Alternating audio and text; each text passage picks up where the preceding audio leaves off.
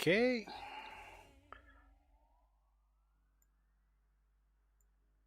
Okay. Hopefully you can hear me. I can't hear myself, unfortunately. Even if I can, it will be probably 2.5 minutes later. Welcome everybody to another September stream. No, not another September. This is the 1st September, but another stream. Nice having you here. Okay. Let me have a sip of this.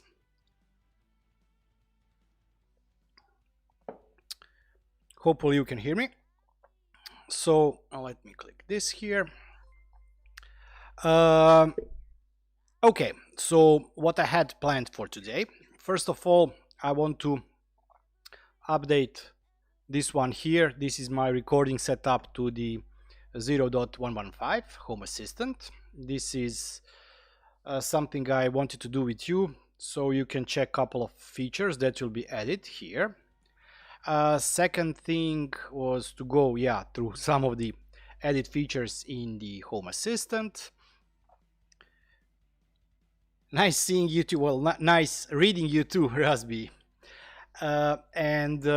Last thing that's not last thing, but I also wanted to go through the lag about 10-15 seconds. I think that currently there is a difference between what I'm saying and what you are seeing. So I'm living in the future, or you are all in the past. I don't know, but something like that. And just a second. Nope.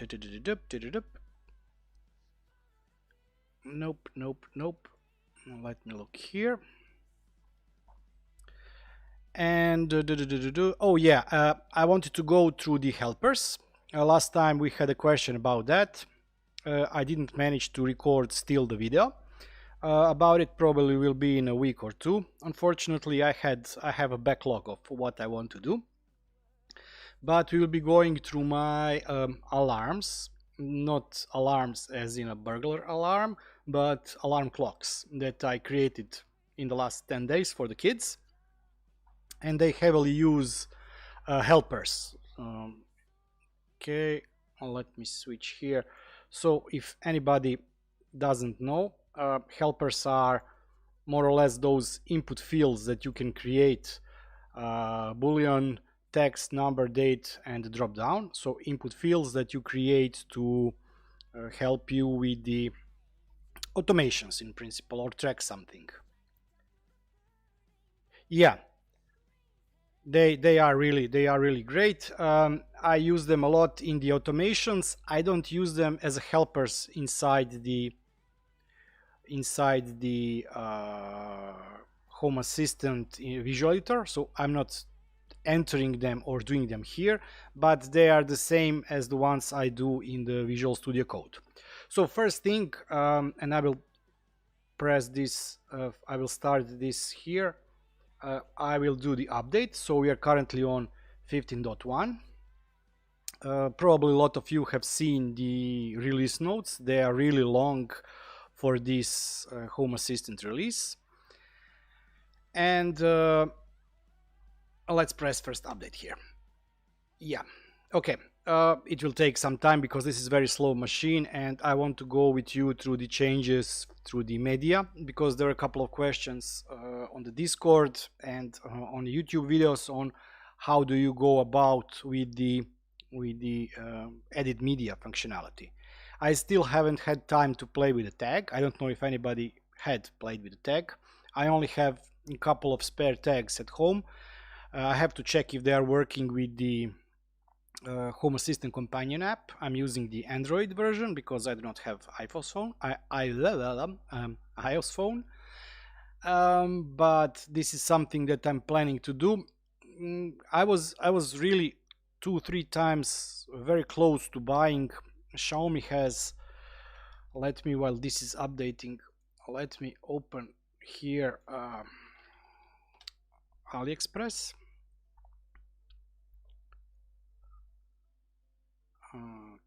Okay.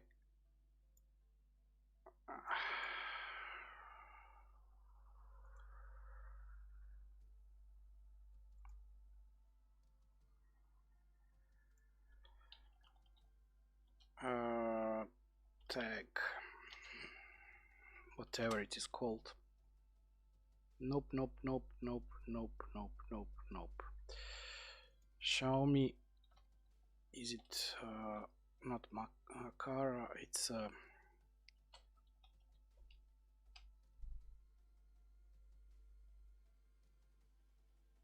no, I can't find them now. They are the small tags from the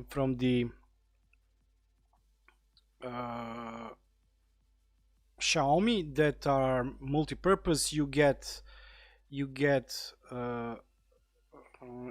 the stickers, so you can customize the visual identity of the tags, and you can use them more or less for anything. Xiaomi released them because they want you to use them inside the Home app, Xiaomi Home app, I think.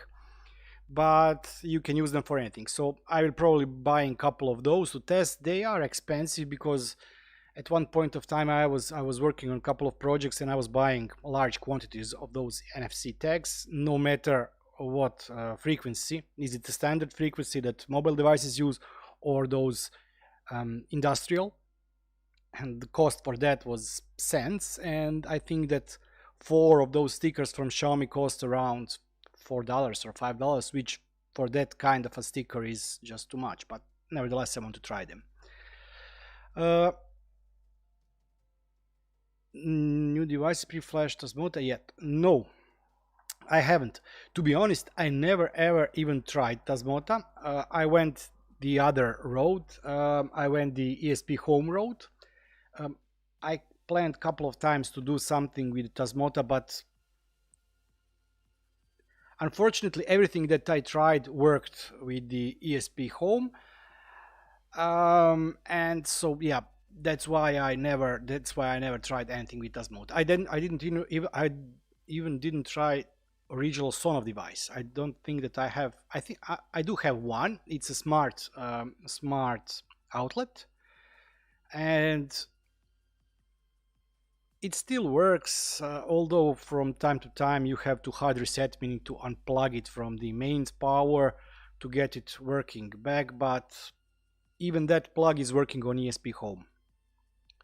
I have very long to-do lists. My to-do list is, you should see my recording to-do list. I think there are at least 40 videos on that list, just related to the Home Assistant how-to videos. And I have around 20 or 30 videos related to the Docker.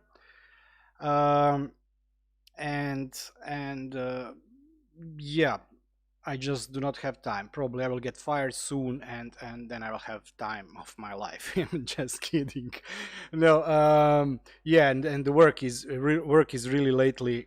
Well, it not just takes the working hours, but takes the afternoons too. So yeah, too much work, not enough time. Yeah, ESPHome. Okay, so while this is still updating, as I said, my recording system is very slow. I wanted to thank you for not just joining this stream, but on the 13th of September was my first video.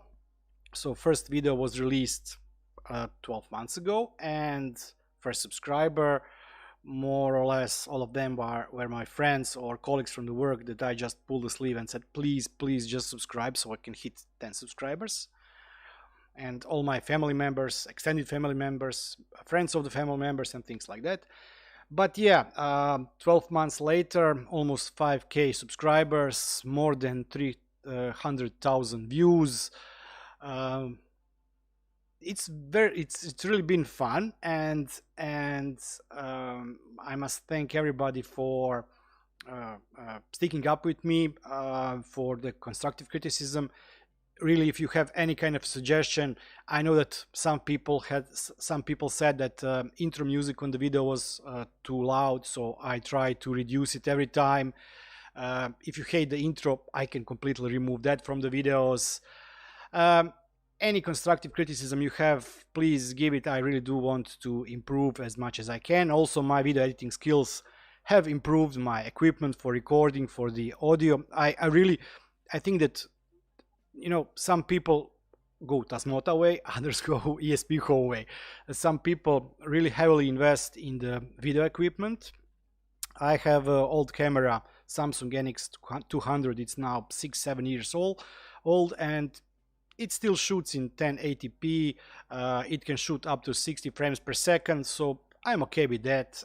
I do not do that much video. This one is just a plain old webcam, but I hate bad audio.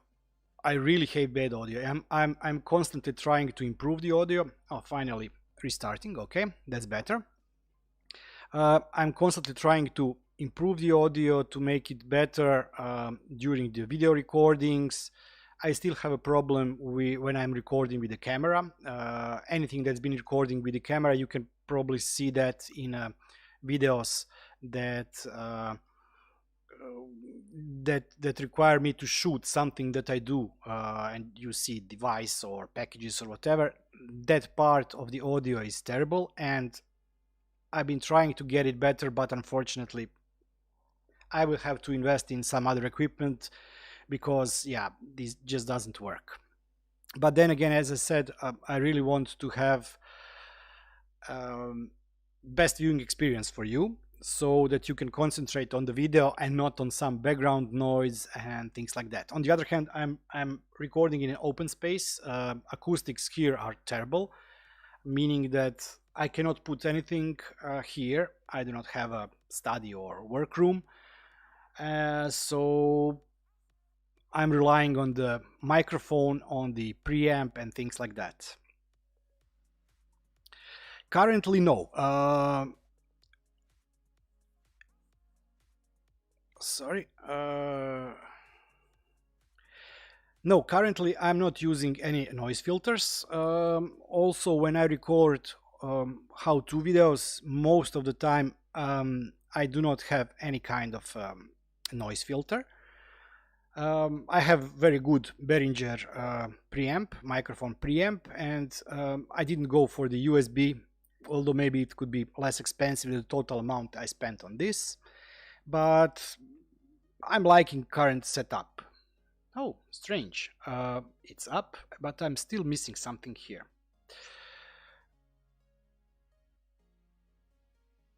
Yeah, Raspberry. So true. Unfortunately, you know, it's very funny. I talk always with my wife and the kids, especially the older one. She's a teenager, and she doesn't want to be any kind of a content creator, but she does follow quite a lot of people on the YouTube. So, for example, the Travis and GitHub, which is a very specific topic. I'm aware of that, and not a lot of people would go that way. For example, that video has completely flopped if I look at the general statistics in terms of what people watch. So I will just now say some random numbers just to give you how it works. But for example, this GitHub and Travis video, I spent 2 days in the yeah, I will.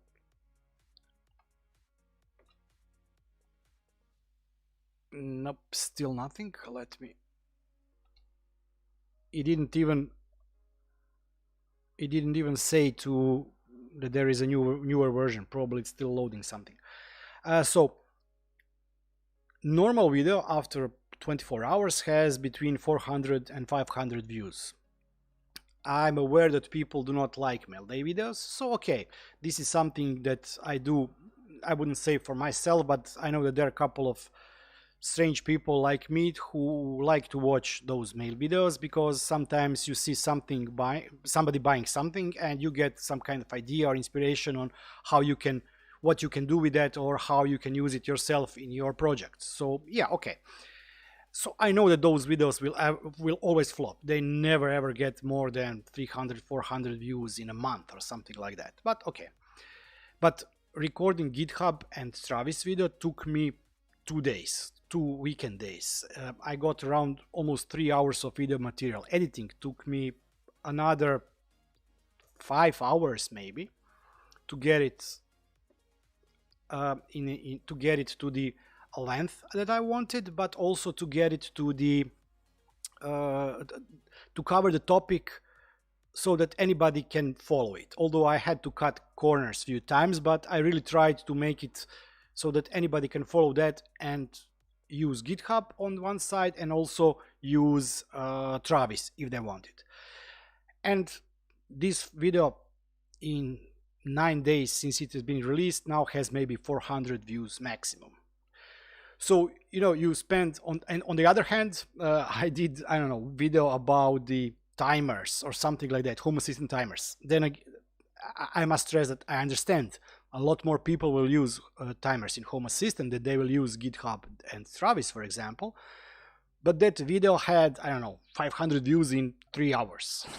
So it's really hard, you know, you do something because you want to do something, and at the end that doesn't reach the volume or the quantity of viewers that you would like it to have.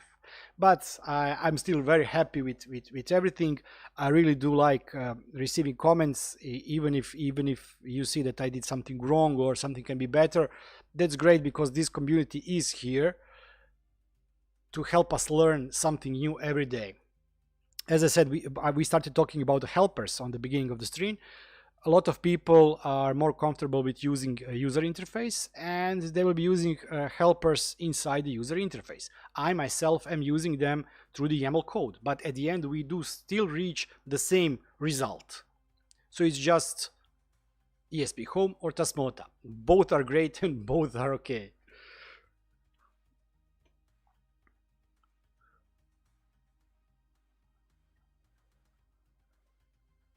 Yeah. That's true. That's true. That's so true. Okay, so this is up. What I'm still missing here, I'm missing the media tag here, and it should have been created automatically. Maybe, just maybe. Okay, tags are here, but I'm not looking for that. Let me try and log in to the Synology disk station.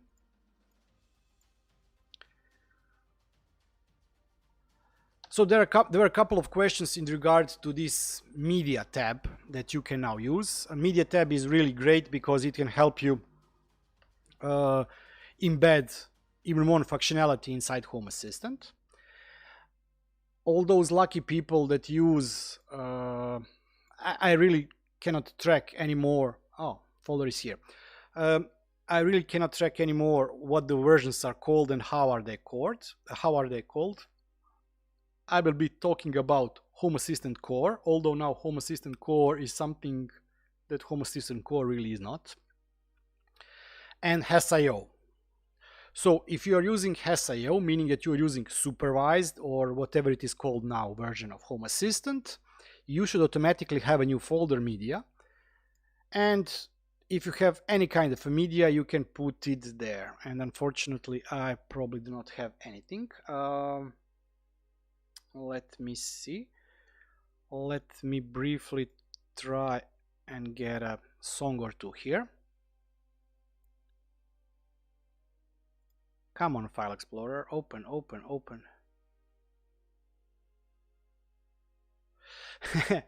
Yeah, okay.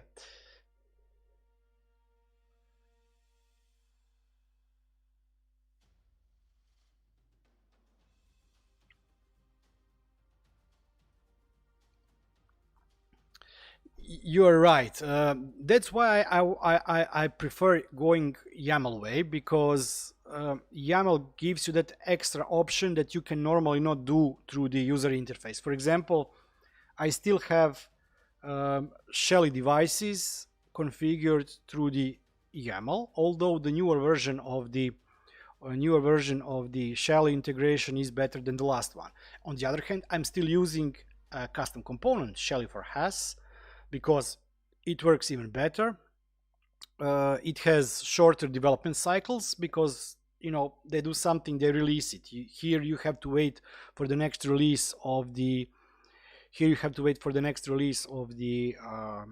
Home Assistant to get new functionality.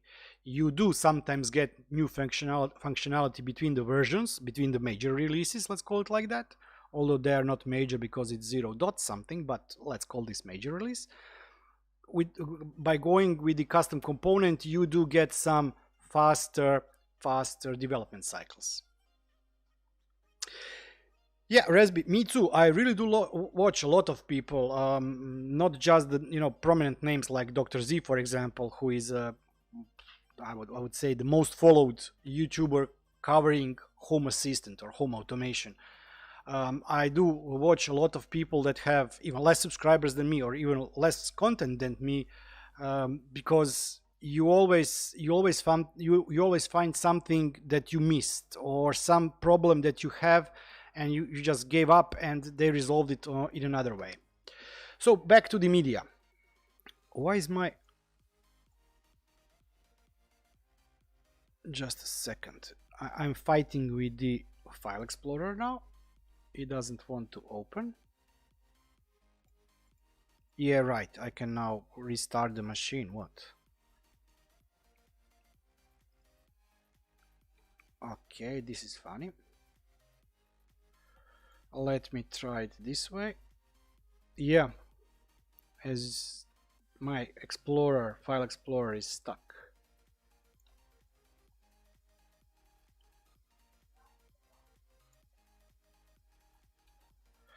Oh, nice. Okay. How it's N. What is the shortcut for the file explorer?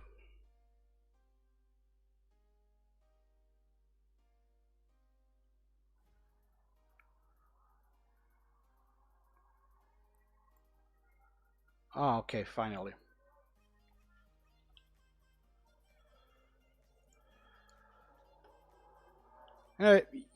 You always have to have an issue or two. Yeah, I've been playing with the cam and the green screen, and I have now opacity, or I adapt. My camera is adapting to the background on the screen, so yeah, my face color changes too. But I think it's much better because you see less of the background behind me. No, it doesn't want to open. Okay.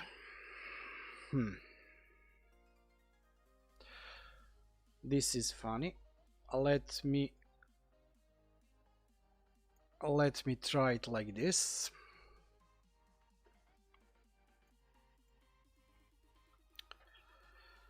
I apologize, I'm going in the background in one window to try and resolve this, because I really do not want to restart my PC in the middle of the stream. Probably the stream will break.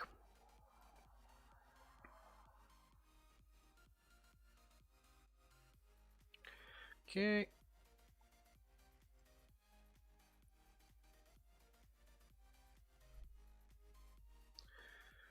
Just a second, I wanted...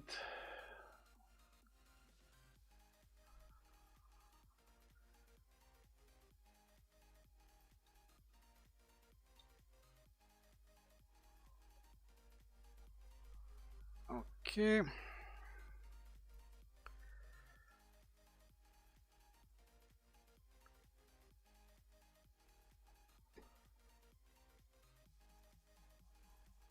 Okay, I managed to get the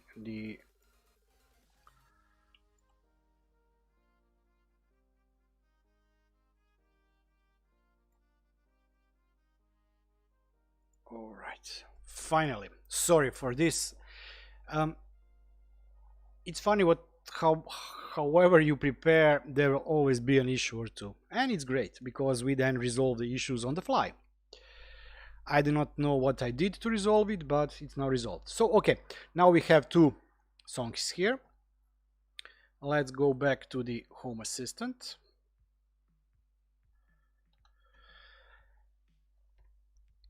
And oh, running safe. Yeah, of course, great.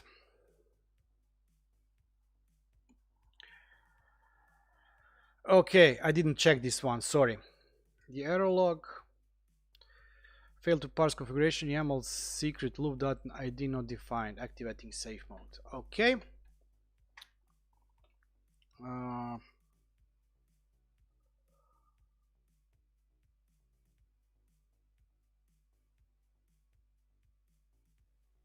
Nice.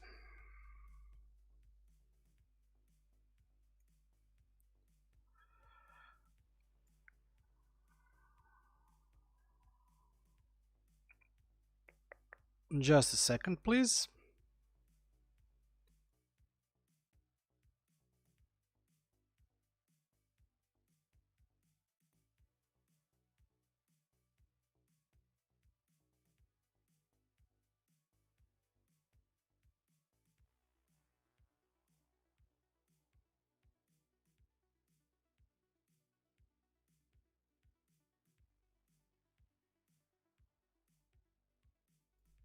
And I'm back. Okay, yeah, I missed something here. Let's restart Home Assistant.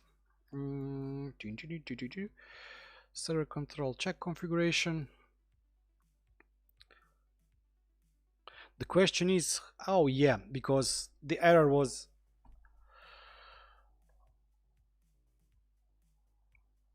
local loop dot not found. Integration not found. I'm missing also the, okay, let's go to supervisor and let's go to system.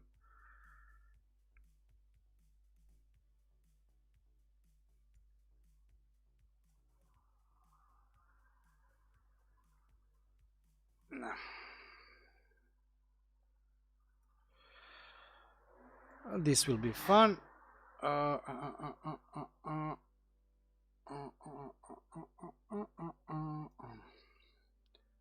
Failed to parse configuration secret loop.id.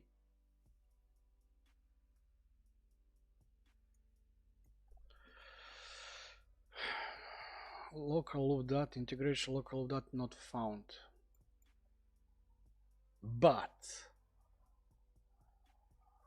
how is that? It's in custom components, and custom components are no secrets. Custom components are here, and as you can see, HACS is not loading, and because HACS is not loaded, the loop data is also not loaded. And what does it say also that is problem?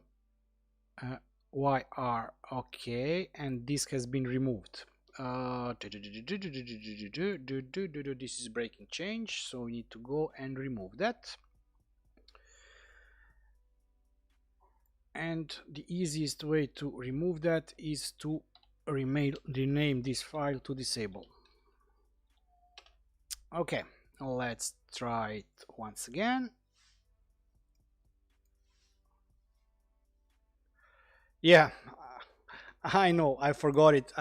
I prepared my main setup when I was upgrading, but this one I just pressed upgrade and it failed. Sensor local loop data. Okay, what we can do is also disable it for now. Loop data local. Okay. Let's see if everything is okay now. One thing, let me check something out.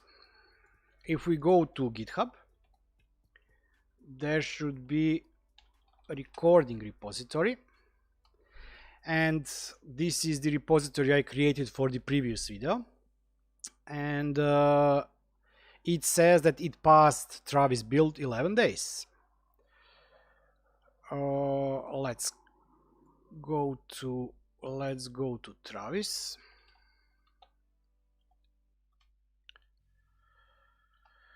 And in Travis we have two repositories. Unfortunately the names are cut, so this is the one I used to create video. If we go here, we can restart build and it should fail, because if my configuration here in Home Assistant fails, this one should fail also.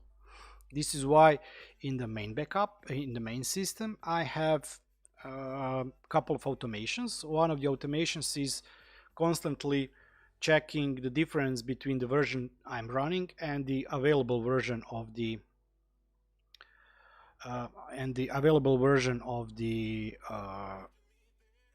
Home Assistant that has been just released. So if they do not match, meaning that there is a newer version released, it does a couple of steps. First, it pushes to my GitHub repository information that there is a newer version and what version that is. The second thing is also it pushes that to the Discord and my mobile phone and whatever. Then it starts Travis build, means it triggers Travis to check if my current configuration that is available online is compliant with the version that is now available. And that's why in matter of minutes after the new new release has been released, I have check by the Travis, so continuous checking, and it gives me flag pass or no pass, meaning that my configuration is okay or not. If I do get Travis build pass, then I can start my Home Assistant and it then updates normally. So this is great thing. I started this in order to see if it will fail or not. It should fail in theory because there was because of only one issue, because of the YR integration or YR weather integration that has been removed. So I'm interested to see if it will fail or not. If we look at my builds here, you see that, come on, build history, more or less everything is green. This means that it has been cancelled, and cancelled means that, for example, I pushed newer version of the configuration and then I found a typo somewhere, and then I push it once again. If there are two simultaneous pushes, it will cancel the oldest one and work with the newest one. This one has failed because I pushed too early change, so I still haven't fixed something. But as you can see, more or less all of my builds are passing normally. And let's see if this one will pass or fail. I'm really interested because I would expect it to fail, but on the other hand, it may not go that deep in verification of the configuration. If it doesn't, then this is not 100% sure, 100% bulletproof way to test your configuration.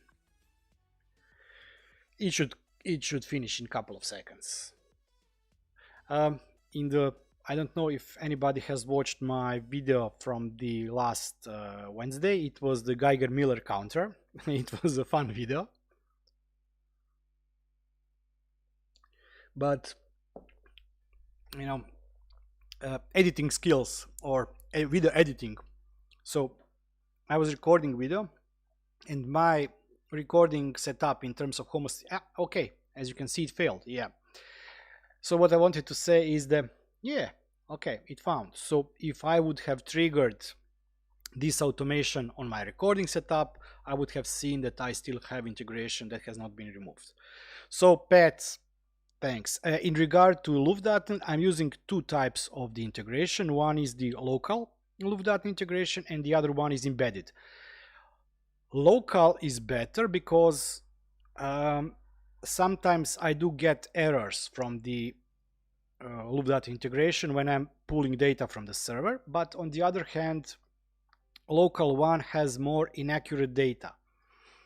I'm really not 100% sure how this service works, but as far as I know, they take raw data, meaning the temperature, the particle, temperature, particle matters, humidity, altitude, and they calculate a relative data, meaning they correlate all that data together and give you the more accurate results. When you are using local Luftdaten sensor, you are directly pulling data from the sensor and it doesn't go through the machine learning or machine whatever. So you do get results, but they are not as accurate as the cloud results. So okay, we can go back, we can go to configuration, and we can now restart Home Assistant. Hopefully. So yeah, back to the Geiger-Miller video. It was fun one because the video had couple of sections. One was of me showing you how to connect the ESP board on that, and the second one was how to create necessary code in ESPHome to have the Geiger-Miller counter radiation levels seen in Home Assistant. And one of the steps is to build the binary. So you write the YAML code, you press build, and it starts pulling the all necessary dependencies from the internet and building the firmware. But it took 14 minutes. So 14 minutes to build that firmware on my recording machine.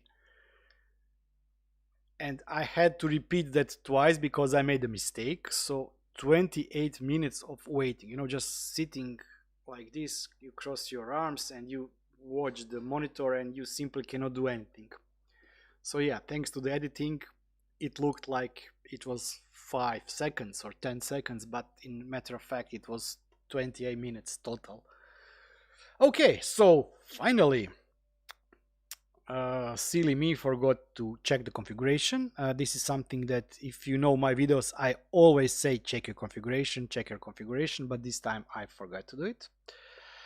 So we got, but I still am missing HACS.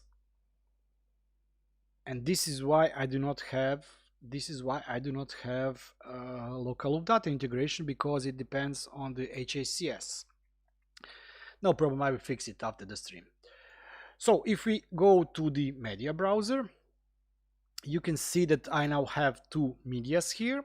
And as I said at the beginning, it's very easy to work with the media stuff if you have any kind of supervised version of the Home Assistant. If you are running Home Assistant Core, it's a bit different. I will not be showing you how, because I think that I have old setup here. I would have to update it. I promised to do it. Oh, HACS is here, great. But the biggest issue with the Docker version of Home Assistant, if you already have it, that it's very hard to create or add external folders. This is I had also a question today on the Discord. Can you, on Synology, because I'm running this on Synology, you can run it on anything you want, but Synology is great because you maybe have your media library there in terms of songs, videos, and a bunch of other stuff. So how to get media from your media folder on Synology into the Home Assistant media folder? Not easily. If you have Home Assistant Core, it would be much more simpler than doing it here. You can how it's called in Linux, you can create linked folders, meaning that going to one folder is really delivering you content inside the other folder. I forgot how it's called. Somebody will probably know how it's called. It's not mirrored, it's not I forgot. But what I wanted to say, if you are running the Docker version of Home Assistant, there are two ways you can do it. One way, I still need to test, but it should be possible. I did symlink. Yeah, great. Thanks. You can symlink the media folder inside Home Assistant, and they are recommending that you put, for the Docker version, if I'm not wrong, for the Docker version, they do recommend that you put it inside your Home Assistant folder. We can check it. Let's check the release notes.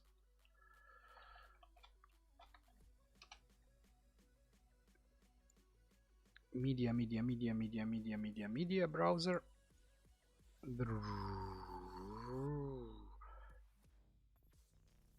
Okay. So for Home Assistant, OS, Supervised, and Container, this folder is by default configured on path.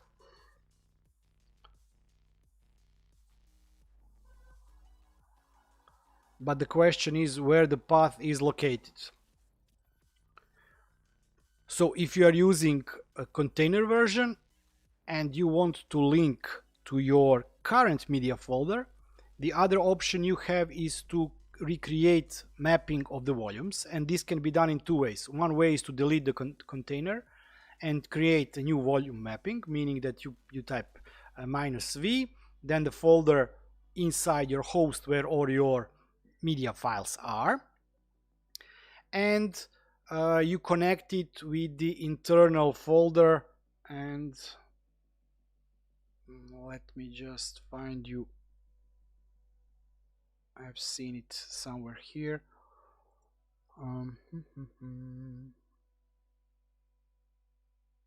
Nope, nope, nope, nope, nope, nope, nope, nope, nope, nope, nope, nope, nope. Let's see.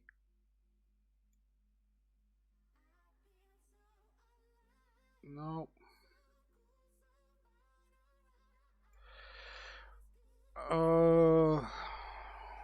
How it's called? I think it's /home assist. No, I think I've seen it somewhere in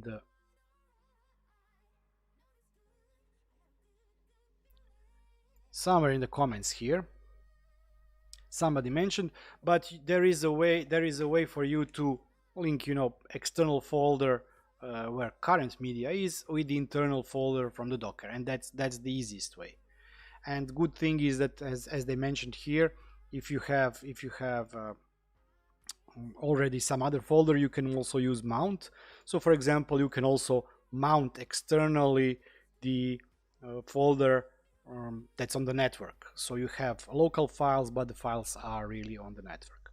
It's nice. I don't know if you played with it or not. You can play it like this. You can select here a player. What is near me? Near me is a mini-me. And you don't hear it.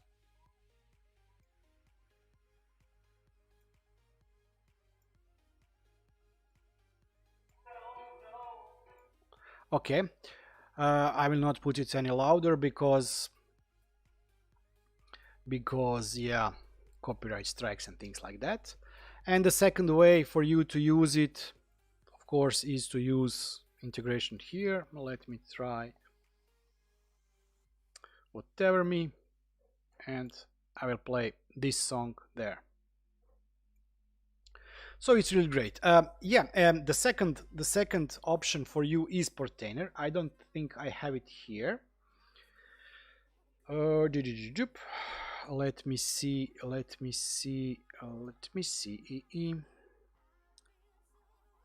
Okay. So let's go here.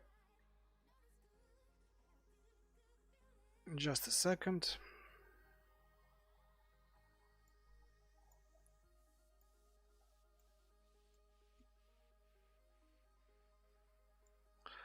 Okay.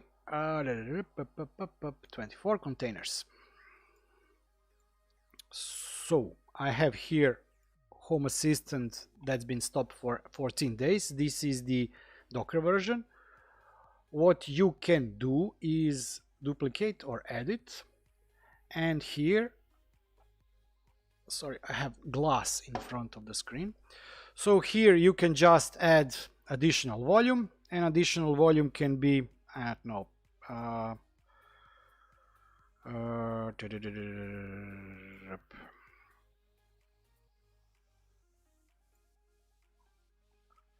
okay, additional volume can be inside container. It can be media temp, but you have to type here the full path of your current media. So for example, it could look like this. So yeah, it's also possible to do it inside the Portainer. Bear in mind that sometimes when you do this and press on deploy, it will not deploy the same container. It will create additional container, like a copy of the container. But that's no issue. Delete one and you still have all the settings from the previous release. I also had a question in regards on having multiple Home Assistants running on in Docker. The easiest way to do is you can use the same command here. You have your current Docker container. You just change the host port and type here, I don't know, test, and the other one is development, and you can have multiple Home Assistances running on the same machine with a different name and the different port. But the biggest question there was, can you share data between the services? So yes, I do it not exactly like that. I have two separate machines, but they do share some of the data because I do not want to have too many instances of the same thing running. So for example, my recording setup is connected to my home MB. I did have a local MB configured here, but then I deleted it and just hooked it up to my home setup MB. The same thing goes for the sonar and things like that. and you also can for example use MQTT server, but be careful when you start using the same database. I haven't tested it, but I expect a lot of problems. So every Home Assistant is using same name of the database by default. And I just got a notification that my Travis build failed for recording setup. So if you are using the InfluxDB, MySQL, MariaDB, they all create a database with the name Home Assistant, and inside database they put various data. Hi Lucian. And if you have multiple instances connected to the same database, in theory this can work, but when you start pushing transactions from the one database, from the one system, and they are read by the other system, something will get out of sync pretty quickly. Yes, they can, for example, all access the same MQTT server and get the same information about the sensors and lights, but at one point you will be restarting one server and then it will be writing something to database which the other server probably will not know how to interpret. So my suggestion is test it if you want to have setup like that. But for the recording and for the test setup and for the development setup, I really would suggest that you have databases separate for each instance of Home Assistant. Having MQTT as a broker between them is great because then you can push data with that broker and you can distinguish, you can make it in such a way. I still don't know how I would do it, but this is a good idea or good concept. Probably is a way on how you can use the same MQTT server, have 3 Home Assistant servers, and they all can receive and send the same data.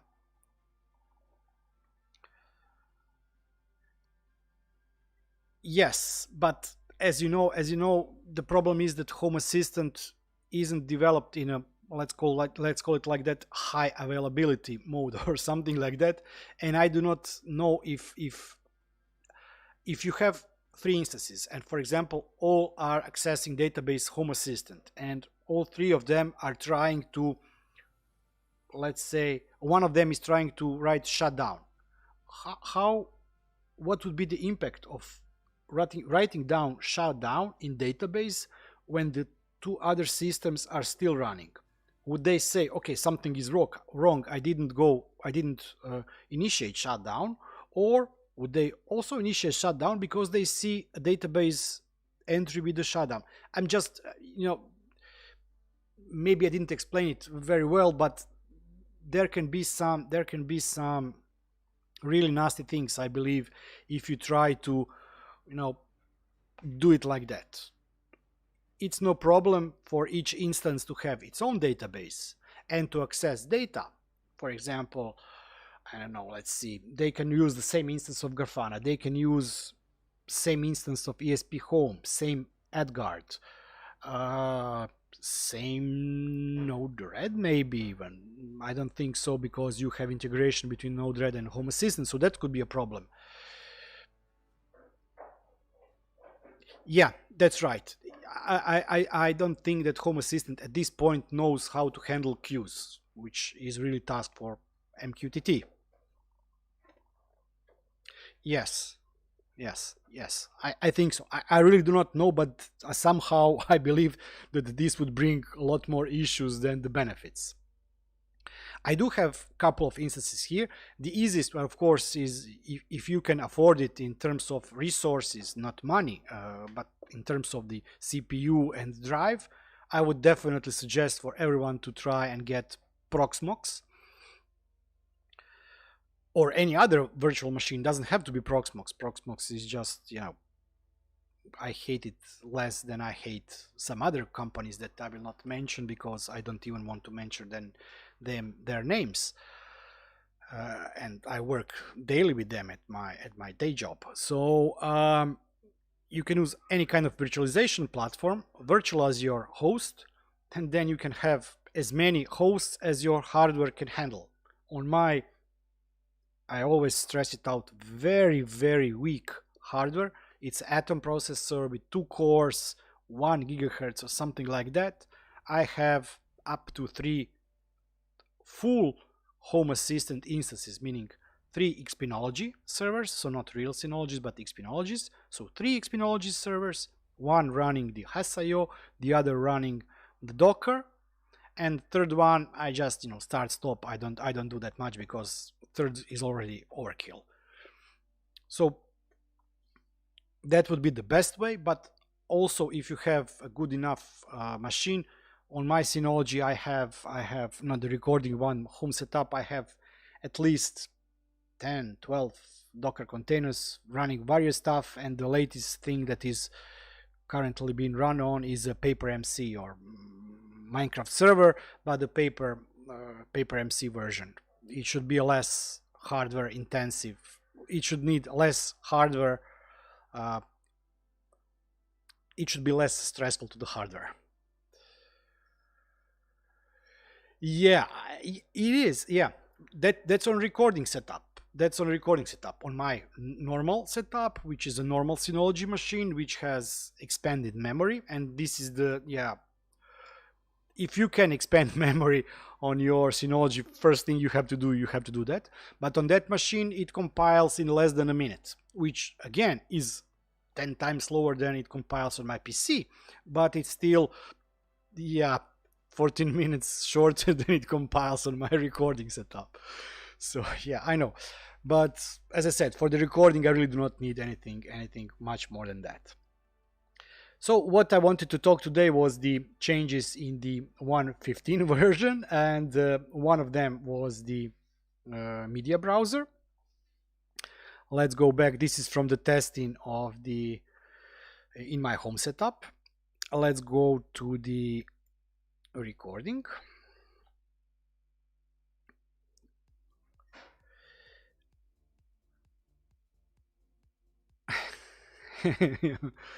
Yeah, I love it too, really, because it's funny how I've been working in the IT. I'm not doctor as Dr. Z's, or I don't know, nuclear scientist or something like that. But I work in the IT. I worked in the telecom. I'm now working for the system integrator. More or less, I was either consultant or sales guy. I don't know what's the difference. Yeah, but what I want to say, Pat, you really can, if you, what, yeah, sorry, okay. So I did a lot of research. I found what is the maker of the memory for the Synology. It was Kingston at the time, because Kingston is really making 99% of the memory for OEM partners, although there are some other vendors now. For example, Lenovo only had Kingston memory as OEM at one point. So I found what is the manufacturer. Then I tried to find the exact part number. So I was able to replace my 4 gigabyte RAM module with the 8 gigabyte RAM. Yeah, 8 gigabyte. And I was careful to not to go too high in terms of the frequency, because Synology is very cautious on type of hardware it puts. But on the other hand, as I said in a couple of posts that I have, is I've never I think I'm using now Synology for over 7 years. I never ever had any kind of issue in terms of it rebooting for whatever reason. Really nothing. My Microsoft Surface Pro, I have now version 7. I also have version 4. I did see a couple of times having blue screen of that or restarting. That was the overheating problem. But you know, this is Microsoft hardware with Microsoft software, and it still did reboot. Synology, I never really had any kind of a problem with that. Hi Per, you managed to join us. I really must thank Per for all the great work he's doing, and I'm so sorry. I've been so much bothering you with the ideas over the email. Per is working on the. I don't know if you've seen my videos, but Per is working on the LilyGo, TTGo, HighGrow plant sensor, and he's now working on the version 3 of the firmware. And whatever he does is, oh listen, I have another idea. So yeah, I will not be sending you any more ideas. Great to see you. DS218, I have DS415. The difference is that this D8 that your 218 is 3 years younger than my 415, and my 415 is still running like I don't know what. It's really great.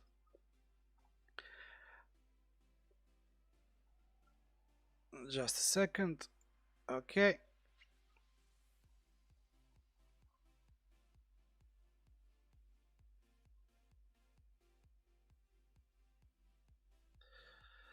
So, okay. While Per answers you in regard to the update of the module. Yes, but I do not know. I know. Okay, 18. How many base is 1819? So this is the last year's model, and it's those 6 base, or this is not the rec version, or yeah, this is not rec. It's a DS.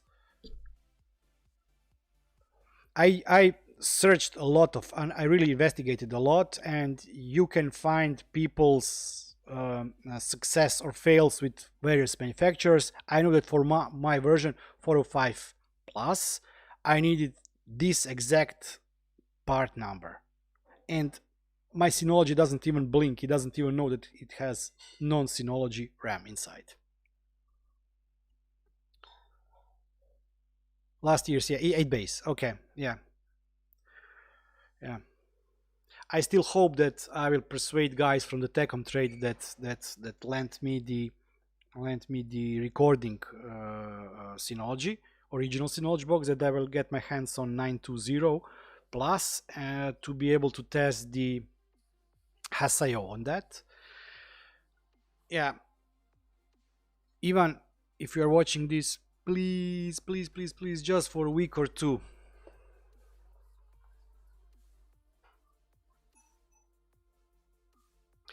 Yeah, Synology is great. I have my father has it. No, my father has it. My mother has it. I have it. No, my father has it. I have it. A lot of my friends have it. I have a couple of friends that went the QNAP road. You know, ESPHome Tasmota. and I tried to help them with a couple of things on the QNAP, and it just wasn't the same.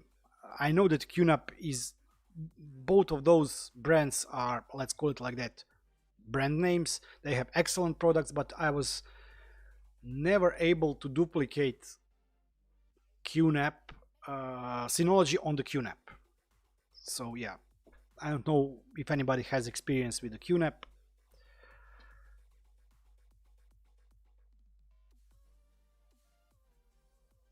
Yeah. Okay. I wanted to. Oh yeah. What I wanted to talk about was helpers. Just a second. My throat is killing me.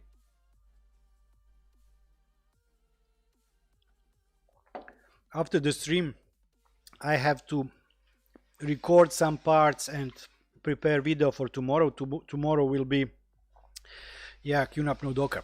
I'm missing possibility to run virtual machines on mine. Unfortunately, at the time when I bought 415, it didn't have option to run virtual machines. Thank you, Pat, and have nice time drinking wine and eating pizza. I didn't have at the time when I bought 415, there wasn't any model that could run virtual machine, not in that range, in price range and volume and things like that. So I'm missing that part to play a little bit more with that. But hopefully I will get my hands in the future to some 920 machine or something like that that has 4+ drives plus some NVMe docks for the cache, and I would then upgrade maximum to maximum RAM, and also try to run virtual machines there just to see if it can. A lot of people ask me, why did you do that? And my most popular answer is because I can, or because I wanted to see if I can. So virtual machines, Synology, same thing. But what I wanted to talk today was also the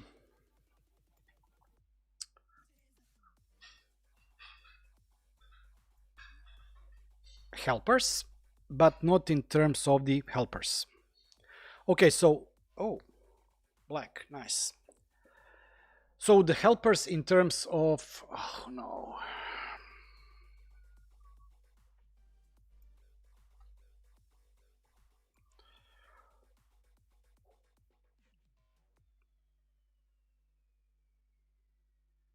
Hopefully this time it will load.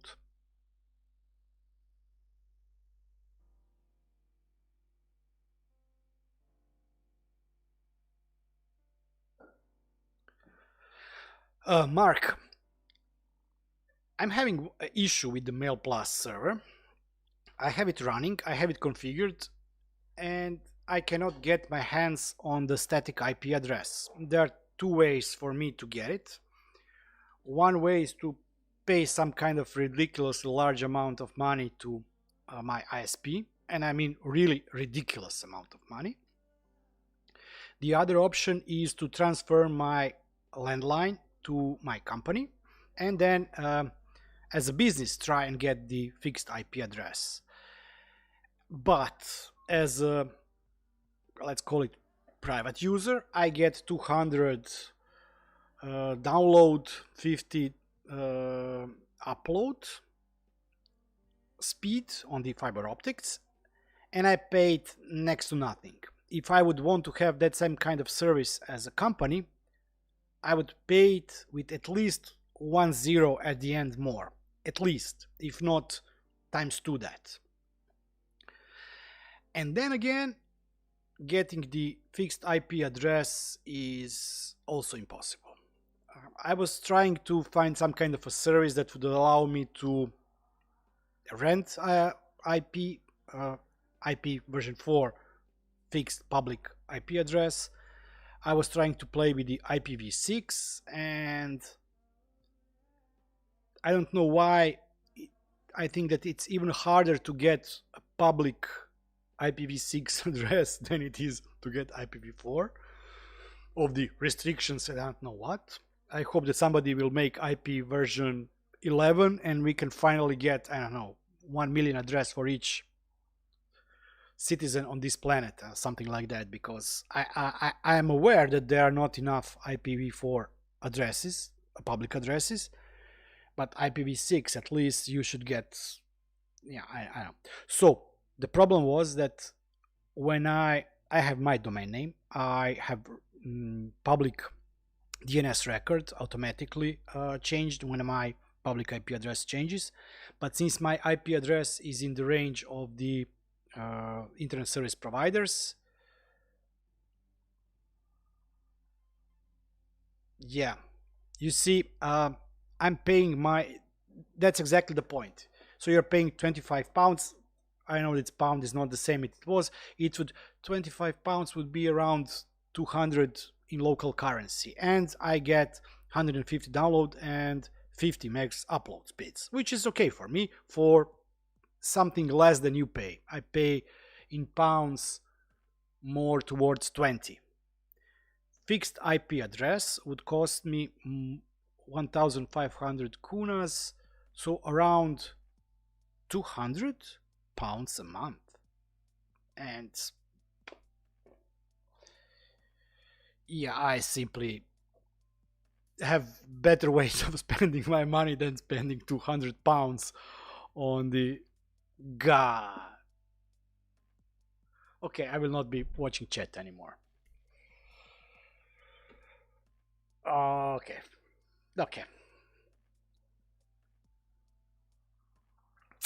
Well, it doesn't matter. So yeah, if you have public IP address, go for it. It's great. It will be working great. Unfortunately, I do not have public IP address, fixed IP address, static IP address. So whatever I tried, I was getting blocked by the other mail servers around me. So yeah.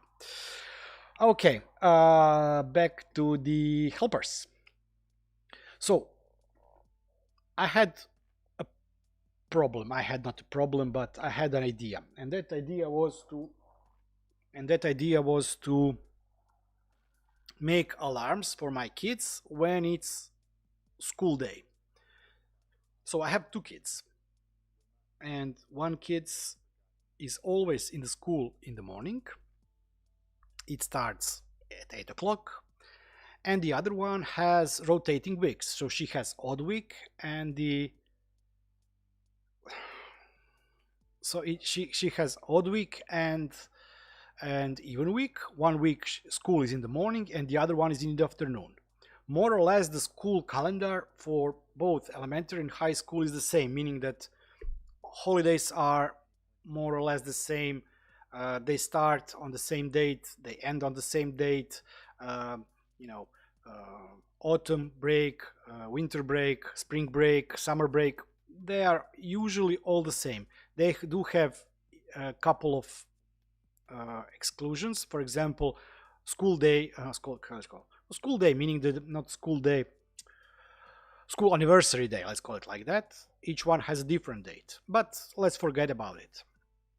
So what I wanted to do is I wanted to do automation that would be triggered for each of them individually, depending on time when they need to wake up if they want to get on school in time. I already have one.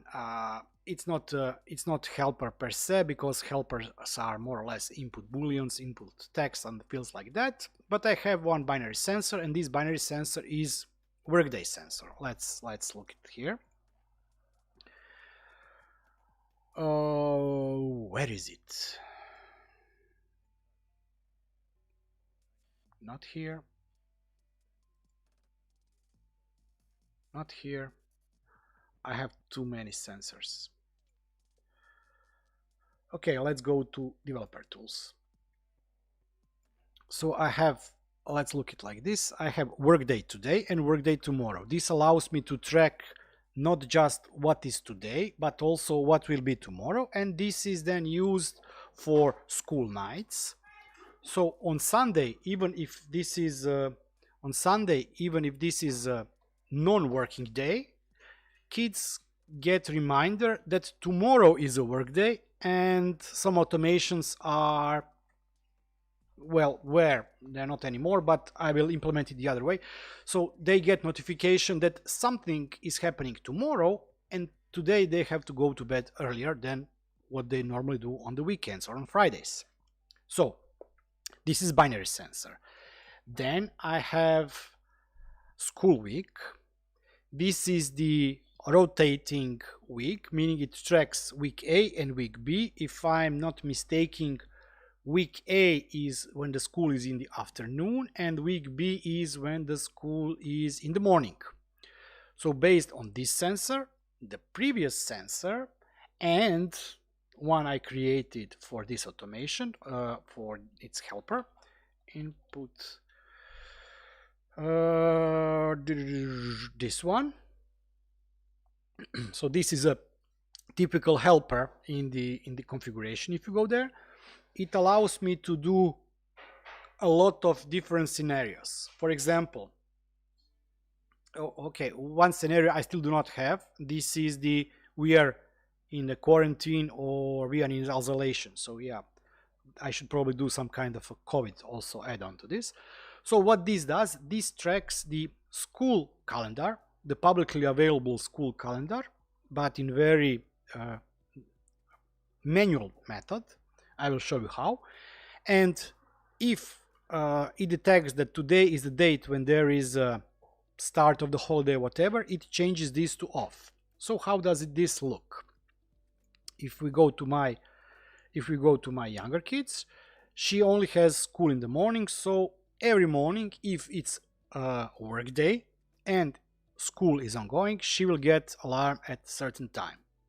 My oldest daughter, she has 3 helpers, let's call it like that. So this one is helper, this is the binary sensor, and this is the normal sensor.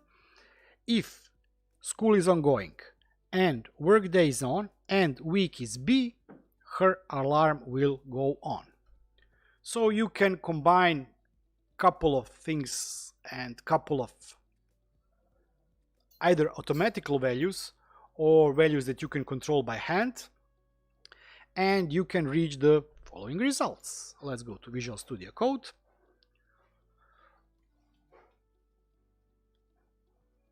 Alarms. So okay. So we have Luca, wake up, Zita, wake up. Oh no.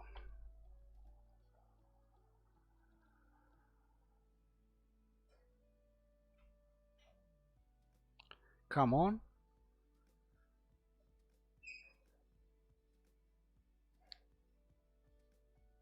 Okay, so if we go to Luca, it's more complex. It's checking that all of these conditions are on. Week has to be B, workday has to be on, and school has to be on.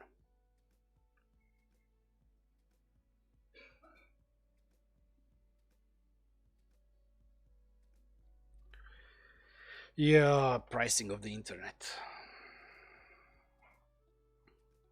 I will. Did anybody of you watch that guy who started his own ISP company just to lower the cost of his internet? That is something that I really see myself doing very soon.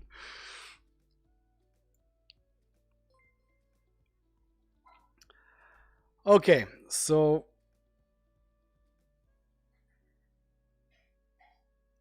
so as I was saying, so for her you have to have 3 states to be on, plus this two states, and plus this text sensor.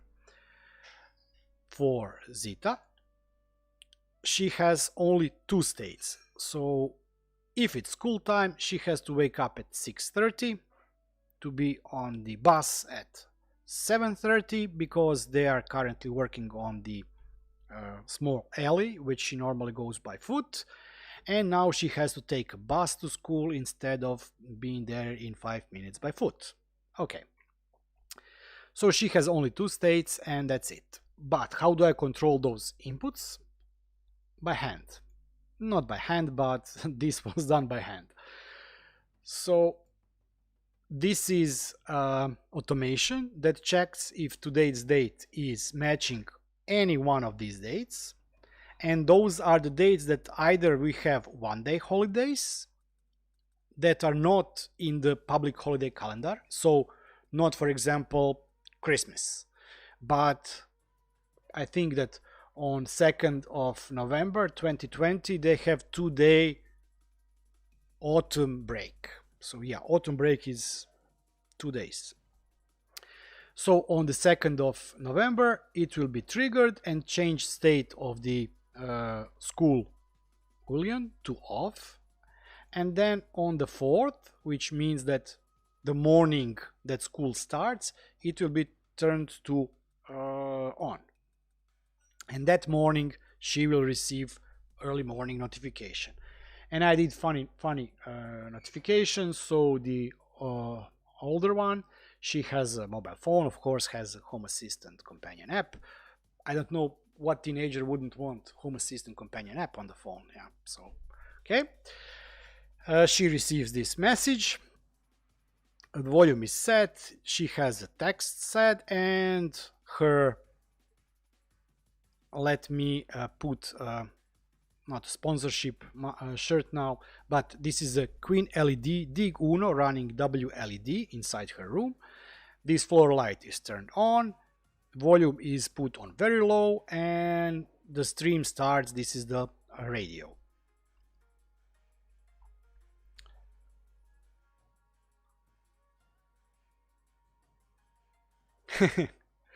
Hi, Alexander. Yeah, no, you didn't break, but it looks like the latest update broke those icons here. We had a couple of hours ago discussion on the video in regards to the icons. Now my icons are also gone. Yeah, VS Code. You didn't break. It's Frank. He breaks everything. Hi, Frank, if you are here. Hopefully you didn't hear this one. So and the radio starts playing at her room, and the same thing happens with the older one. We have already prepared this part here. When she gets her normal mobile phone, she now has a Nokia phone because we do not allow her to play the games all the day. And then again, in her room, Google Mini says these lights are set, and she also gets media or radio played.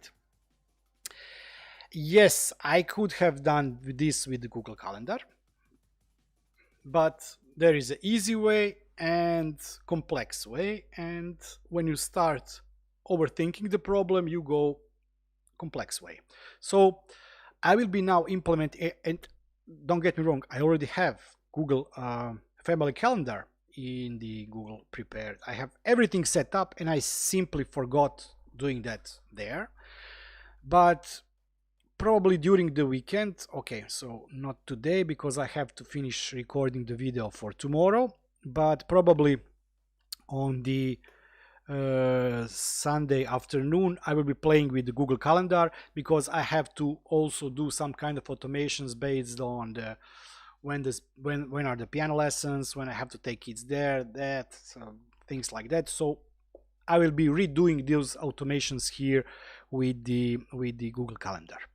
But one thing that I wanted to mention here is you probably see here this notify engine. Carlo Constanza is not here, I believe, but if you haven't seen his GitHub or my GitHub, yes, it has a lot of issues, but I really want to solve problem of to avoid doing things like that for some repetitive tasks. For example, if I have weekly, if my daughter goes 2 times a week to piano lessons and it's fixed date, fixed time, I want to try and make some kind of automations based on that.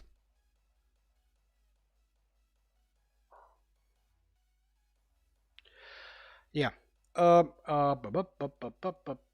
Okay, I was talking about Notify engine. This is fabulous. You have to do it. If you do not have Notify engine, delete your Home Assistant and and that's it. I'm just kidding. So what Notify engine is? Very simple in terms of what it is here, but very complex way of handling multiple notifications through only one command.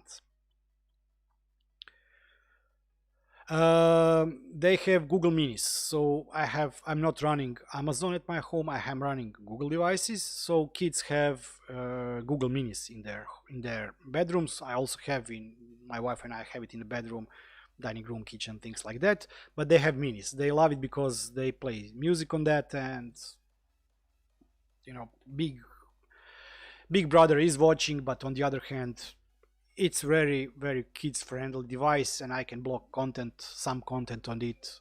The youngest one can see only YouTube Kids, can play only YouTube Kids, but YouTube Kids you cannot play on the Minis. So yeah, there is a bit of problem with that, but yeah, it's working really well. So if you didn't see this, there is a link here to the original, I think, author, Carl. What this script does, it allows you through the parameters to control what device, in terms of what notification platform, as a single platform or multiple platforms, will receive any kind of a message. It can be, you know, people are recording videos about the persistent notifications, things like that. This really is the hub for all the notifications. So how does it work? Okay, first it checks if the text notifications are on and off. They are constantly on, meaning that I haven't disabled sending text notifications. Then it searches for the, let me show you here, for the who tag. So this is how script looks when you call it. Searches for the who tag, and it matches it with something here, either one of us individually, parents, for example, me and my wife, family as all of us, or some specific groups that I created. For example, Discord. This one is used to send notifications to Discord, but also to my companion app on my phone. And if I do not specify anything, it sends notifications to my Telegram channel.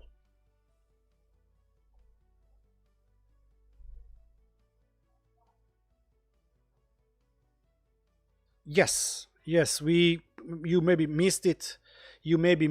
We did play 2 songs from the local media browser, one through the media browser and one through the player, to both of my devices. I just played it for a couple of seconds. Because I do not want to get a copyright strike. So as I was saying, you first define who will receive it. If we go and look at Andrei Discord, notifications are where? Not alarms. Where is the integrations?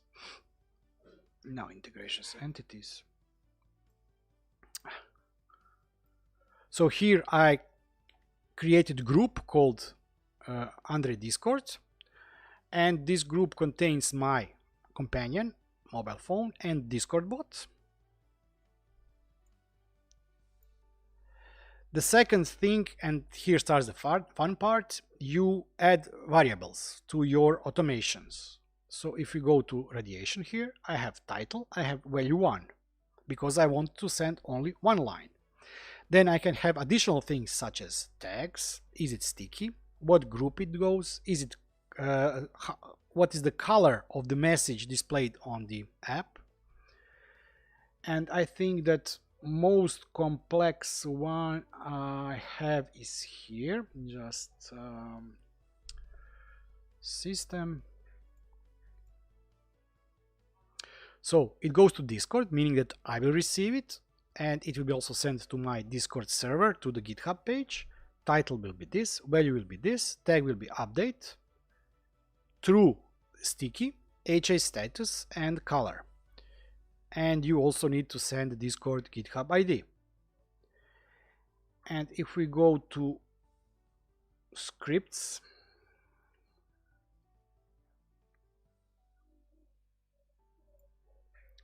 so you have title, you have message, you have target. Target can be used for the I've commented everything here. I didn't comment target. Nice.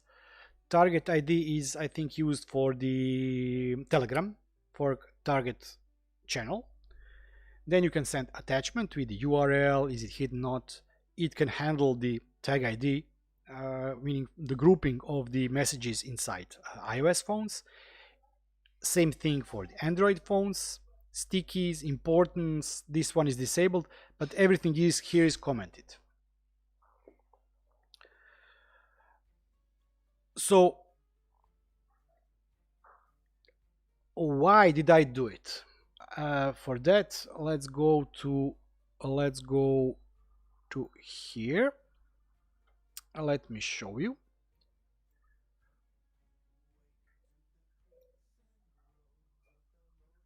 If we go to automations, system notification, and let's look at this one.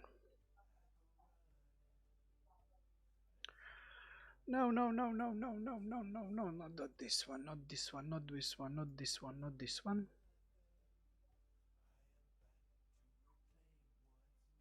Okay, this. So in order for me to get multiple messages, I had to call notification service 3 times. So first I would send one notification to my companion app. Then I would create persistent notification for the Home Assistant. And the third one would be notification to Discord. Persistent notifications are still not embedded in this engine, but now I only have this covering both this service and this service. Same thing goes here. This was a call to mobile phone. This was called to Discord bot. And now this here and this here is compressed into this here. So it really does help you to manage who will receive notifications, when the notifications will be received, how the notifications will be sent. I have different colors. For example, everything that is warning is red notifications. If it's just casual information, it's yellow. If it's non-important, it's black, things like that. So it's really, really nice. And since you can use groups and tag IDs, you are able to have a bunch of notifications that can overwrite each other, meaning that when the Travis check for my configuration starts, first I get notification that there is a, let's look at it like this, I get information update, there is an update to Home Assistant Supervised with information of that, triggering Travis build. Next will overwrite previous notification and it will only say Travis build has started. And the third and the final will be status Travis build has either passed or failed. Not at this point. I'm still not using actionable notifiers. I did try it.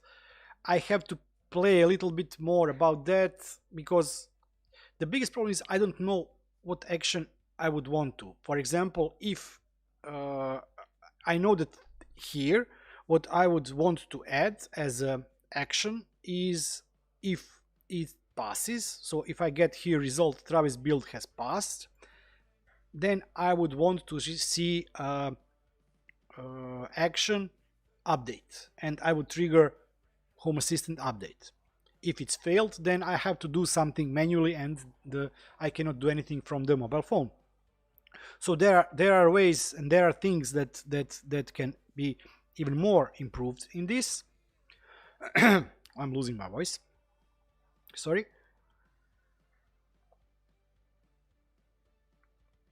There are things that can be improved, and I will be definitely improving them. Also, the other thing is that I have very stupid alarm system. It's not,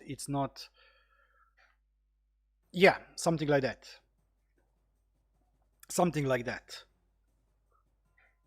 So I will have for the update, I will have for the alarm to, it will not be actionable notification. This will be this one. Let me show you where it is. Just a second, please.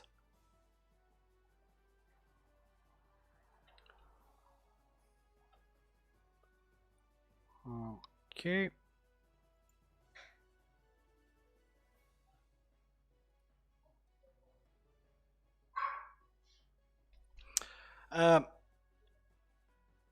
I don't do it like that.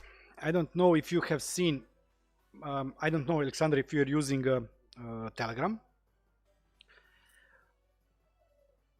Most of the lights that I control, well, it depends on the usage of the Home Assistant. I see that a lot of people spend a lot of time and effort improving visibility or visual experience of the Home Assistant.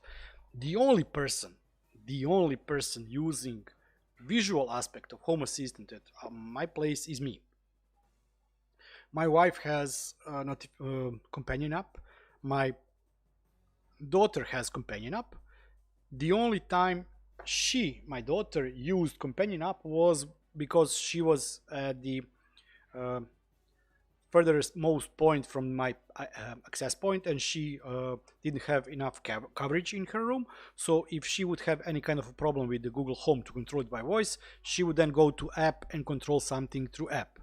But since I improved coverage here at the apartment, she also is now using voice. So everybody is controlling everything and receiving verbal reminders, notifications, informations from the system. So I made it more of a talkative way. You know, it turns on automatically lights when there is a sunset, but it announces it before midnight. It warns you that lights will be out. At midnight it wishes you good night and turns the light gradually off, things like that. So my system is more towards the voice control and less towards the graphical user experience or user interface. So this is why yes, verbal spam, and I really love it. I love those speeches. For example, script. This is the random text that Home Assistant sends when it's restarting. So I try always to have couple of lines.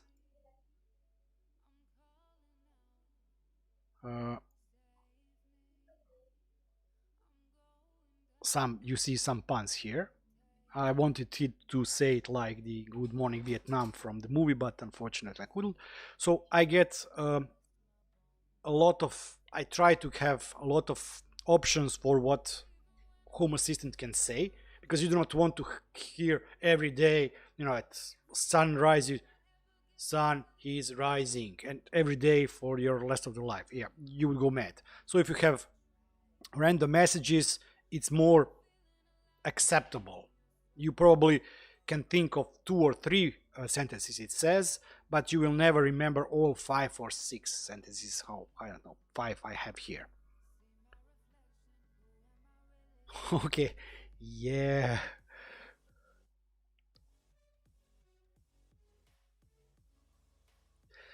Congrats on the baby, Alexander.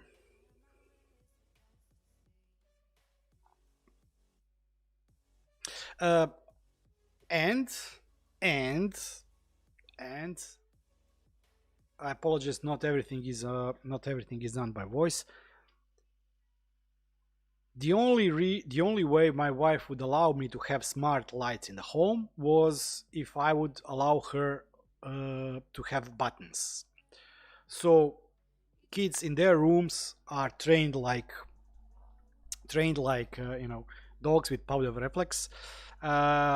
One click on the switch, I don't know, ceiling light. Second click, second smaller light, third click, whatever. So kids in their room have Xiaomi switches, and all the other rooms besides Google Smart devices have switch of their own. I did have those IKEA pucks, you know. Oops, sorry, I'm kicking the microphone. You know, that small puck like dimmer. I threw all them away, and now I have either Xiaomi switches or those flip-flop IKEA switches with 1 and 0 that you can dim or not, that you can also bind to the lights, so that even if Zigbee to MQTT fails, I can still control the lights at dim lights. So my wife is now happy. She has her own buttons. She doesn't want to talk. My kids are happy because they can talk to the machines as much as they want. And I'm happy because I have my graphical user interface. I wanted to put tablet on the screen, but when talking to the users, end users, and let's pretend that family members are end users, I really found that they do not want to touch anything. My wife doesn't want to ask something or go look for something. She likes to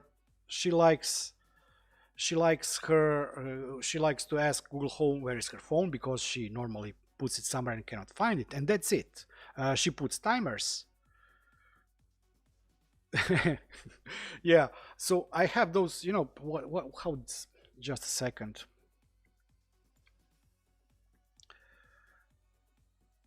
What's up? Let me go to Croatia and IKEA. I don't know how it's called.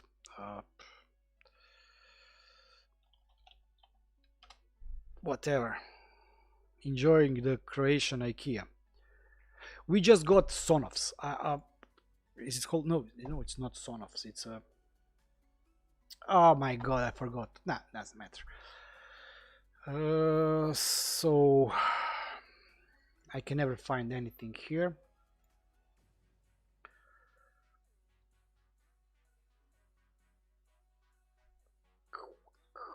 It's so into house electronics, smart home. Oh god. Okay. So these controllers. These one here. These are great. You have 1 and 0. You always know one will turn it on, 0 will turn it off. I have it dining room, kitchen, living room, couple of there. I have also this remote bigger one, but I will definitely be, when it dies, and it probably will die, replacing it once again with more of those. The Xiaomi buttons are great, and I have a couple of those, but for the user experience this is best, because when and sometimes Zigbee to MQTT will fail. When it fails, everything keeps working. I cannot say turn off all lights or turn off all lights, but this switch will be still working even when the Zigbee to MQTT for whatever reason is down.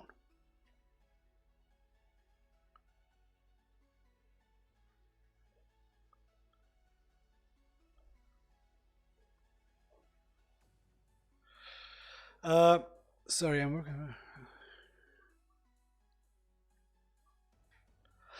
There are a couple of things. There are a couple of things where it's really all based on the user experience and what makes us tick. Heart normally, but I didn't mean that. What makes you tick? My oldest daughter, she's grown already with all the commodities of the, let's call it, modern life, meaning from whenever she can remember, we had computers, we had IPTV, we had tablets, either Apple or Android, we had smartphones, things like that. And this has grown into her, and she has no problem with using any kind of a technology. My youngest daughter, she still is not fluent in English, she's learning it at school, and she has extra lessons and things like that, but she still manages to communicate with the smart house, and let's call it like that, this house is smart enough to recognize even non-perfect English to work with. And she also can set timers, turn lights off, turn lights on, put on the alarms, things like that. And I have a problem with the visual interface. Okay, first of all, let me go back to my visual interface because it has a lot of stuff. I have to say it before I now say anything bad about it. If the house is smart, why do you need visual interface in terms of buttons? Why do you need here buttons? These buttons here are only used when something goes wrong. Meaning that, for example, my wife starts yelling at the kitchen lights and they simply do not turn on for whatever reason. I don't know what. And then I go here and I turn them on or off. What? Okay, they're off now. So this is only used as a backup tool.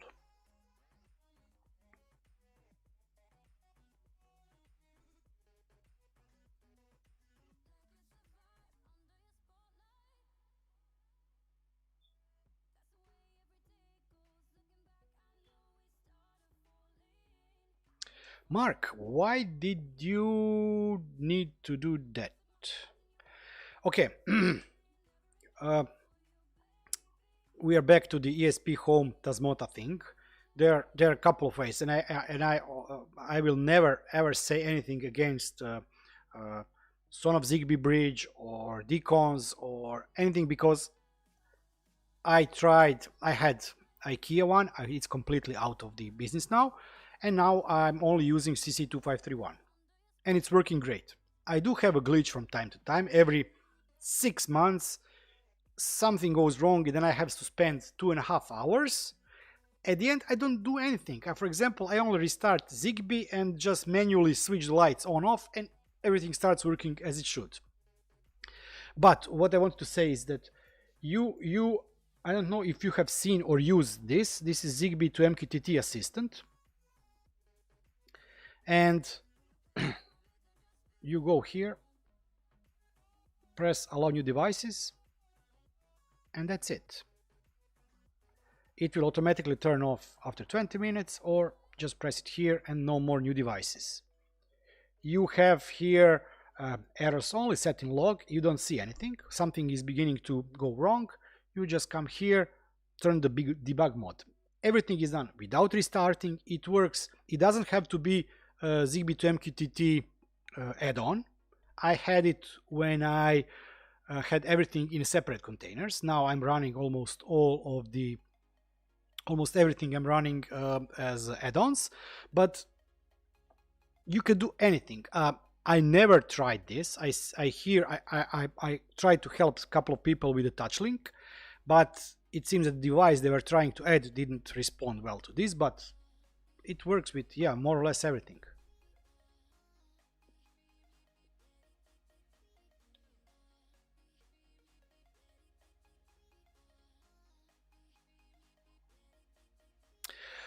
Didn't know about that one. What's the patch? The new latest version?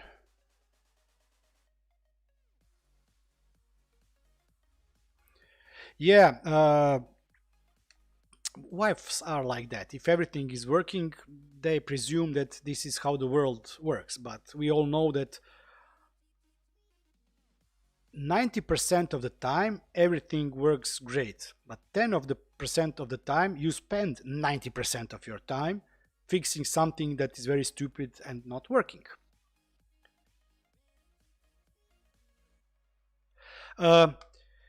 MQTT sorry.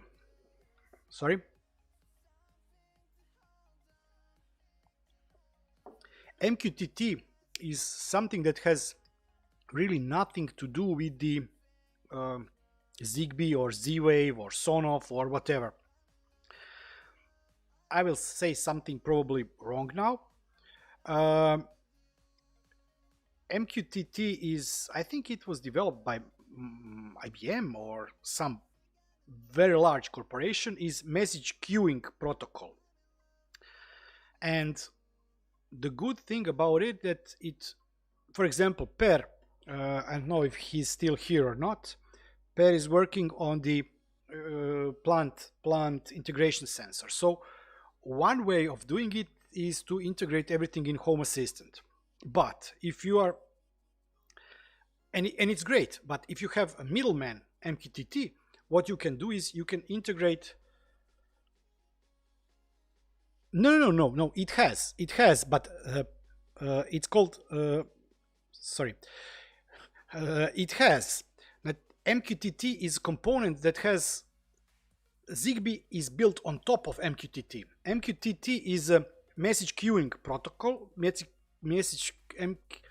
mosquito, message queuing transport something. Yeah, high growth topic. So we are more or less, everybody watching here is or is planning to have Home Assistant. So we are, let's say it like that, biased toward Home Assistant. But if you have MQTT and you have a board firmware that Per has built, it sends data from the board to message queuing platform. And that message queuing platform allows other platforms such as Home Assistant, OpenHub, whatever software there is, to talk to one another without knowing what devices there exists. It just sees messages, and messages are like this: hi, my name is Andre, temperature 37, height 184, and too much kilograms.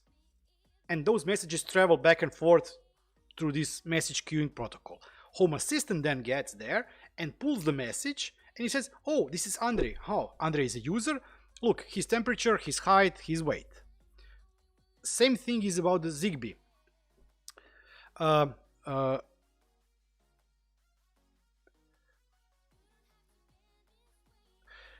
You can, but the good thing about the MQTT is, first of all, Home Assistant can fail. Home Assistant, you have to restart. I had MQTT running for more than 1 year without restarts because I also didn't restart my Synology. And even when Home Assistant fails and I restart it, all the messages are still in MQTT broker and are weighted, and the system can pull them when it gets back up. A lot of people in the community are using MQTT for repository of current state. What does that mean is, if you are if you're doing shutdown or restart of Home Assistant, the problem is that some states are not saved. So what they do, they publish all the states from Home Assistant into the message queue protocol, reboot Home Assistant, and then pull the messages from MQTT, and they restore all the states you have there. MQTT is not database, but it's a system that allows various platforms to talk between each other.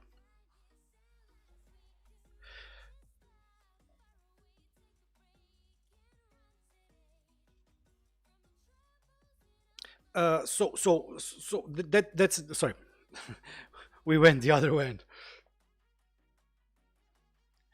I had it up until 2-3 weeks ago. I had MQTT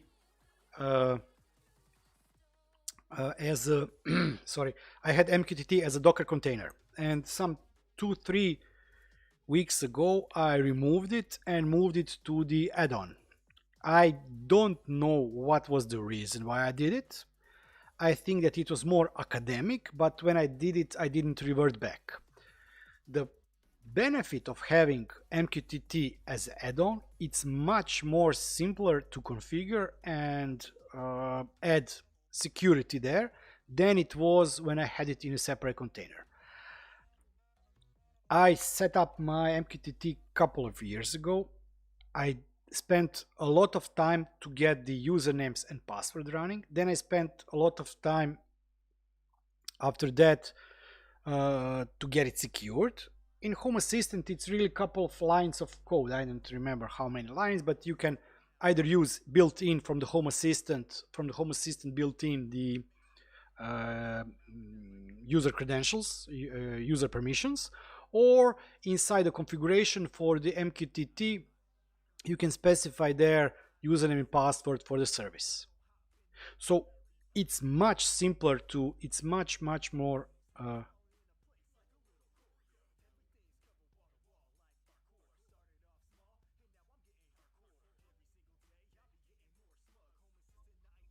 yeah, I'm let me just check here. So this one is so this is not the built-in MQTT, because as you said, Home Assistant did have MQTT engine embedded in itself, but yeah, they quit that one. This is the add-on, and I used before this, I used the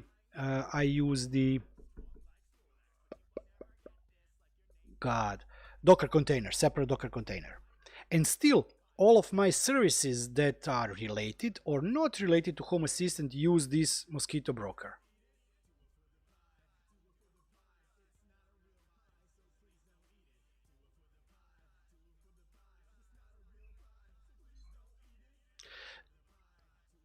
Yeah, I was even thinking to have a separate system.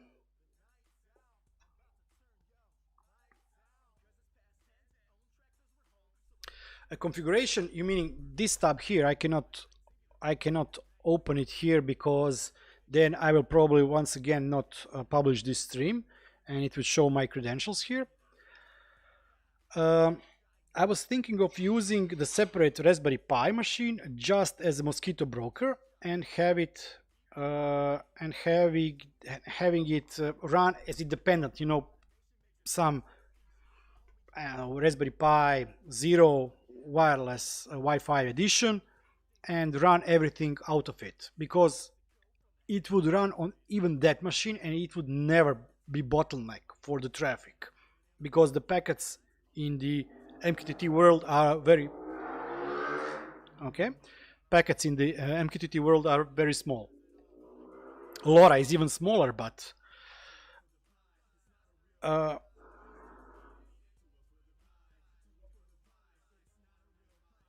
yeah, I had it before. I'm not using it anymore as a Mosquito Docker. I even experimented. I did a video on that one, but I never would recommend that one. There is a package, ready-made package for the Synology with the Mosquito, but the version is, I don't know, this one is 5.1. I think that the version of the package is 3 or 2 or something like that. Half of the functionality is missing from that. It's not being maintained and things like that. So if you can go with the add-on, it should be working just fine. The internal MQTT server has been killed in Home Assistant. Not functionality, but meaning server as such has been killed half a year ago or a year ago. And the second option is, it all depends really how your system looks. So for example, most of the Docker containers I have, and even the HasIO as SPK, so the HasIO package from the Synology community store is a Docker. So most of my containers are related to Home Assistant, but I have a bunch of them who are not related. As sorry, who said it?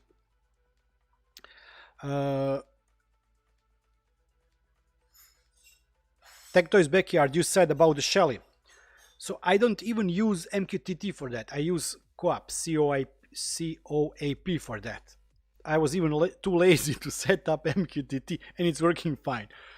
What I wanted to say is that if you would use Shelly devices, if you would have Shelly devices connected to that, and if you would have high grow plant sensor connected to that, and all the things like that connected to MQTT, it would make sense to have MQTT as a separate Docker container outside of Home Assistant. And the reason is that Home Assistant can fail. You can for example, your family goes on a vacation without you and you have 2 weeks to tweak on the Home Assistant. It means that everything that is functioning on Mosquito would still remain to function, but you can cut part of that Home Assistant part and keep working on that. I don't know if if I managed to explain it very well. But what I wanted, where we started is this companion app, or this admin app for the Zigbee to MQTT is great, and I don't know if you have seen, but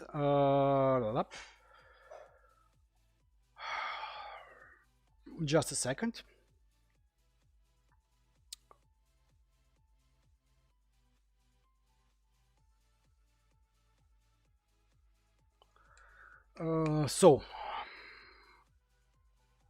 Zigbee to MQTT. They keep developing everything, they keep adding features. So the latest thing I've seen here is, oh no, not here. GitHub.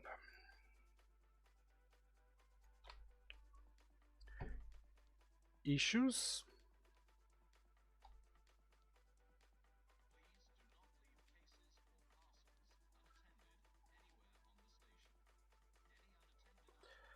Okay, I didn't find it from the, okay, this one. So you are right. The problem with the CC2531 is that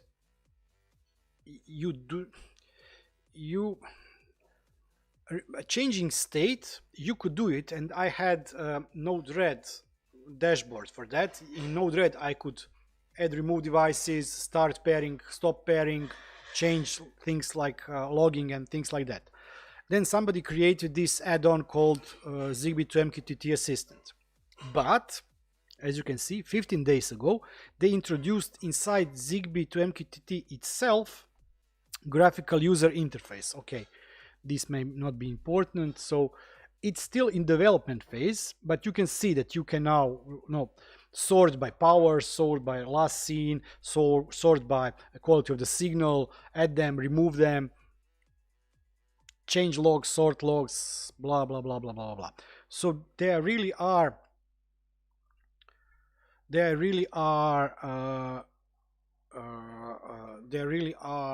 improving it, not to try to sell you CC2531 as such, but just saying. I tried ZHA, meaning Zigbee Home Assistant, yeah, ZHA,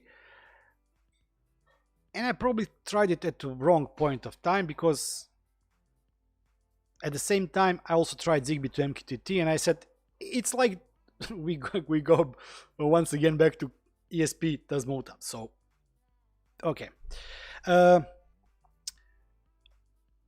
yeah, I do not have Shelly app. I never will install it. I don't have a reason to install it. They are talking only locally with my Home Assistant. As I said, I haven't set up MQTT. I'm using COA app, co-op, or whatever that abbreviation is, and it's working really. It's working really okay. I had a problem with one of the early firmwares about 6 months ago with the Wi-Fi. If I would have bad Wi-Fi connection, it could sometimes lose it and not reconnect. So I had to power cycle the Shelly. This was happening mostly on the Shelly EM, but I did have the same issue with the Shelly smart plugs. So I had to power cycle it, and it would connect and it would work normal. I think that I don't know if anybody has seen what they have released, new release from them. Oh, we should be wrapping up. I think that my family wants to use TV and I cannot turn the TV. If they turn the TV, you will probably not hear me anymore. Before we wrap up, I don't know if you have seen new products. Shelly Motion. This is something that I always wondered why nobody can make, Bluetooth is great, but it's crap for home automation. Zigbee and Z-Wave are great. I prefer ones over the others, but again, they are crappy. We already have a standard, and standard is Wi-Fi. And probably you have unlimited range of IP addresses available to your home. You can assign either subnets or whatever. So you can put only, 256 motion detectors in one subnet, 256 light switches and things like that. So what they did now is unbelievable. And I really do mean it's unbelievable from a technical point of view. Everybody knows that the biggest problem with the Wi-Fi network is the battery life.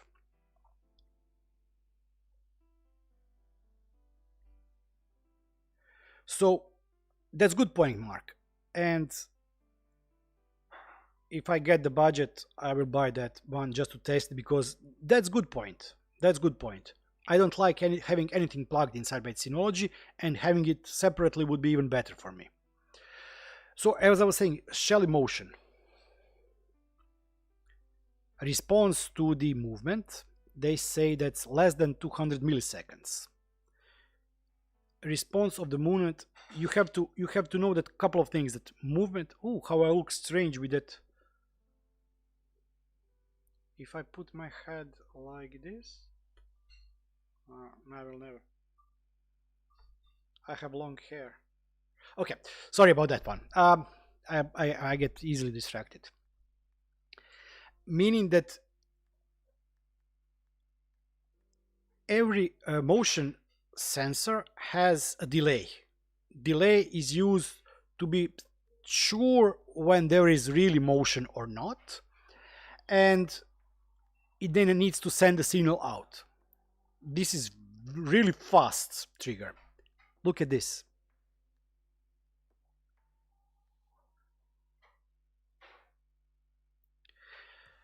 This means that there will be not a lot of triggers, but up to 5 minutes for a Wi-Fi connected device.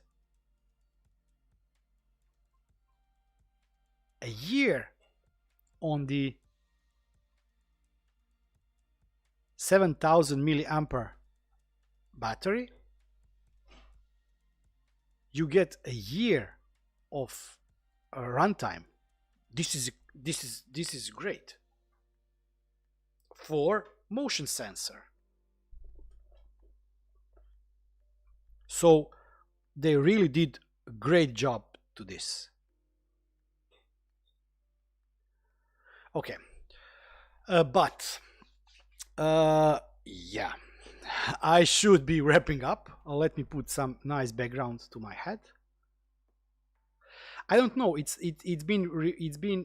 Let me check. It's been coming November. It's not out. I've seen the video demo, and I've seen the presentation on the tech fair a couple of weeks ago. I will definitely be getting one just to test it. I have my Xiaomi Aquara sensor that has both light sensor, motion, and blah blah blah. It's working great, but I really want. But it's Zigbee. It's been working rock solid. I never so far had any kind of fail with it. Battery is still, after I don't know 9 months, battery is still over 95-98% full, which is great for Zigbee device also. But to have Wi-Fi connected, yeah. But we are talking here.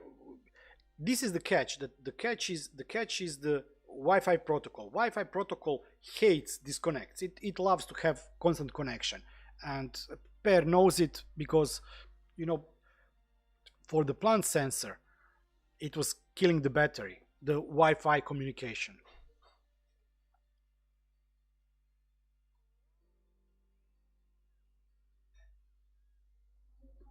Jonathan, what DW?